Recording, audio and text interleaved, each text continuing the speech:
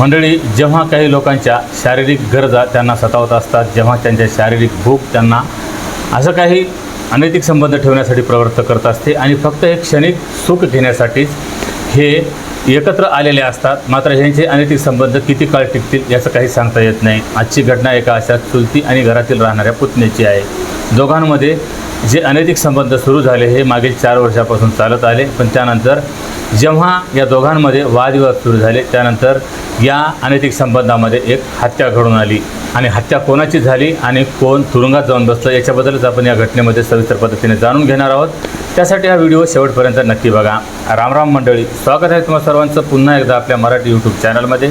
मंडळी, घटना आहे उत्तर प्रदेश राज्याचा एक जिल्हा आहे नोएडा आणि नोएडाचंच एक पोलीस स्टेशन आहे जारच्या, आणि जारच्या पोलीस स्टेशन अंतर्गत एक गाव आहे कलोंदा. या कलोंदा गावामध्ये एक कुटुंब राहत होतं. ज्या कुटुंबामध्ये एक महिला होती जिची 4 ते 5 मुलं होती आणि घरामध्ये वयोवृद्ध सासू सासरे होते. या महिलेच्या नवऱ्याची मागील 5 वर्षापूर्वी दीर्घ आजाराने मृत्यू झाली आणि त्यानंतर ही महिला कसंबसं काही छोटे मोठे कामधंदे करून आपल्या मुलांचा आणि आपल्या सासू सासऱ्याचा उदरनिर्वाह करत होती. तशी घरी काही शेतीबाडी ही होती, तरी देखील या महिलेवर सर्व काही कुटुंबाची जबाबदारी होती.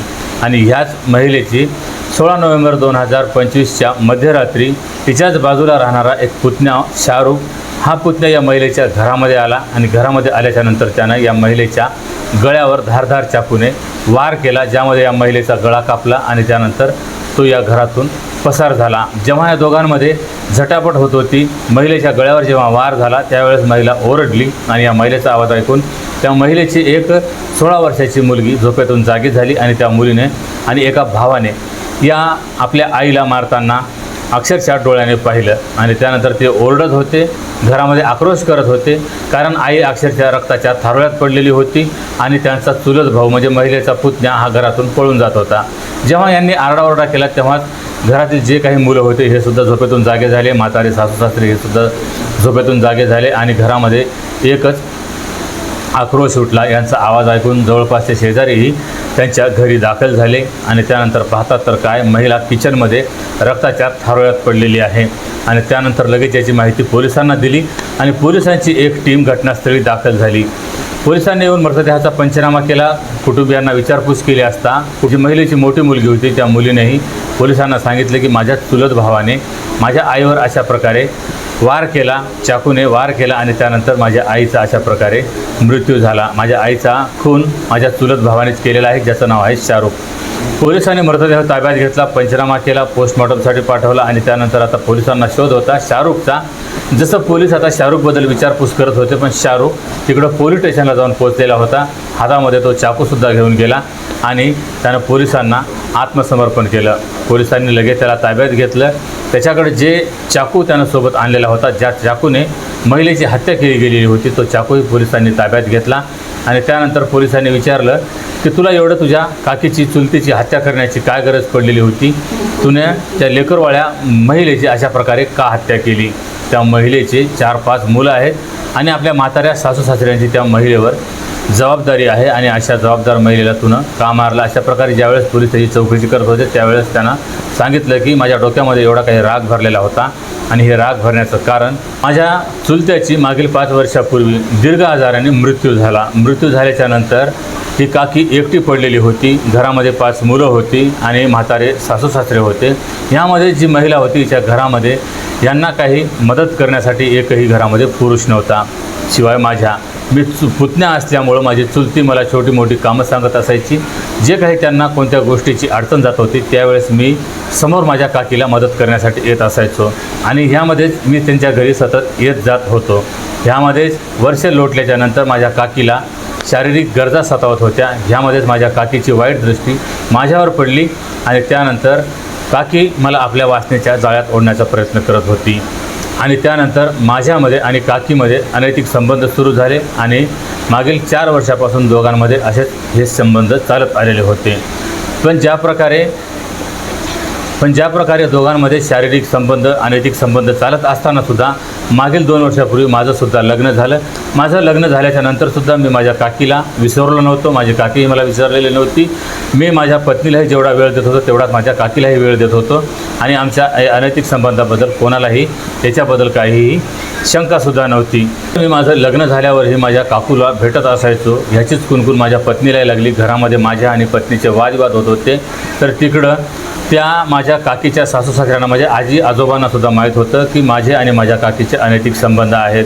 आमच्या संपूर्ण कुटुंबियांना याच्याबद्दल माहिती होती.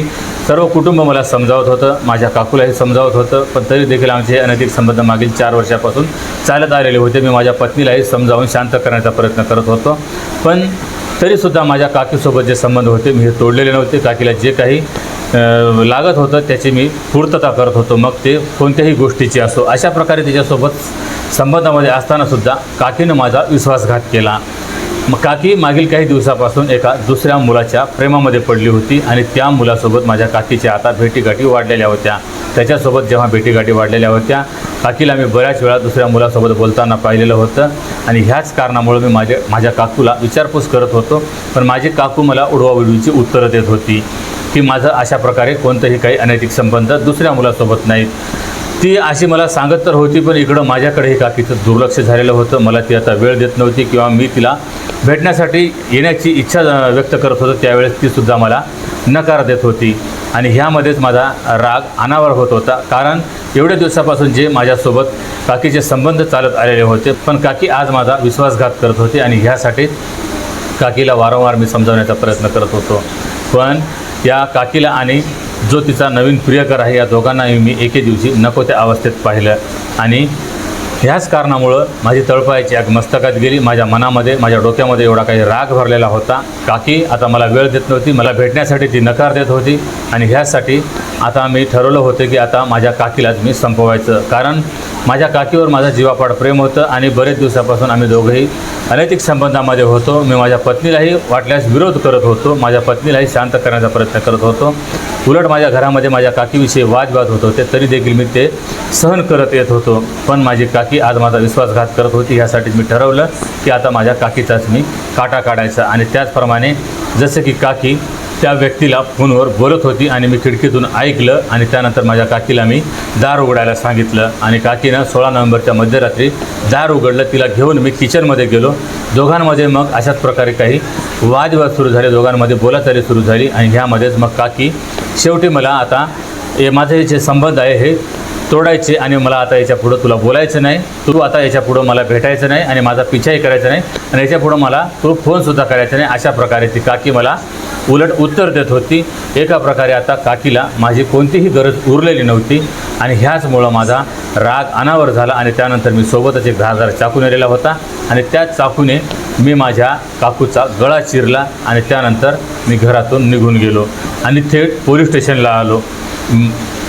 आता जे काही माझ्यावर गुन्हा दाखल होईल ते तुम्ही अवश्य माझ्यावर गुन्हा दाखल करा. जे काही मला आता शिक्षा मिळाली ते मी भोगायला तयार आहे. पण माझ्या मनामध्ये माझ्या काकीविषयी जो राग होता, मला कोणत्याही परिस्थितीमध्ये काकीला संपवायचं होतं, कारण काकीने माझ्यासोबत खूप मोठा विश्वासघात केला होता. ह्यासाठी आता मी माझं काम केलेलं आहे. आता कायद्याने पोलिसांनी त्यांचं काम करावं अशा प्रकारे तो पोलिसांना थेट सांगत होता. पोलिसांनी त्याच्यावर गुन्हा नोंद केलेला आहे, त्याला तुरुंगात पाठवलेला आहे. तर इकडं ही महिला आता आपल्या जीवाला मुकलेली आहे. तरी तिची 5 मुलं आता उघड्यावर पडलेली आहेत. तिचे म्हातारे सासू सासरे हे देखील आता निराधार झालेले आहेत. तर ज्या महिलेचे माहेरची मंडळी आहे, या माहेरच्या मंडळीचं म्हणणं आहे की 15 तारखेच्या दिवशी ही महिला जी होती माहेरवरून आपल्या सासरी आलेली होती. आणि ज्यावेळेस ती घरी आलेली होती त्यावेळेस या महिलेनं सांगितलं की तिचा जो पुतण्या आहे हा तिची संपत्ती हडप करण्याच्या तयारीमध्ये आहे. माझ्या सासू सासऱ्यांच्या नावे काही जमीन जुमला आहे, तो त्याच्याकडून आपल्या नावावर करण्यासाठी माझा विरोध करत आहे, माझ्याशी तो भांडणतंटा करत आहे, असं त्या महिलेच्या आईवडिलांचं म्हणणं आहे. पण जो शाहरुखनं पोलिसांना सांगितलेलं होतं की संपत्तीविषयी त्याला कोणतंही काहीही घेणं देणं नव्हतं, त्याला फक्त त्याच्या काकीसोबत हे अनैतिक संबंध पुढे न्यायचे होते. पण काकीनं मध्येच त्याला सोडलं आणि दुसऱ्या इतर काही मुलाच्या प्रेमात पडली. ह्यासाठी हे संपूर्ण घटना घडलेली आहे. तर मंडळी, ही संपूर्ण घटना तुम्हाला ऐकवण्यामागचा उद्देश कोणाच्याही भावना दुखावणे किंवा कोणालाही बदनाम करणे हा नसून फक्त अशा घटनांपासून तुम्हाला सतर्क करणे, सावध करणे हाच आहे. आणि या संपूर्ण घटनेबद्दल तुमच्या प्रतिक्रिया कमेंटमध्ये अवश्य कळवा. आणि जर हा व्हिडिओ ही माहिती आवडली असेल तर व्हिडिओला लाईक आणि चॅनलला सबस्क्राईब करायला विसरू नका. तर भेटूया पुन्हा एका अशाच नवीन व्हिडिओमध्ये. तेव्हा सतर्क राहा, सावध राहा, सुरक्षित राहा. जय हिंद, जय महाराष्ट्र.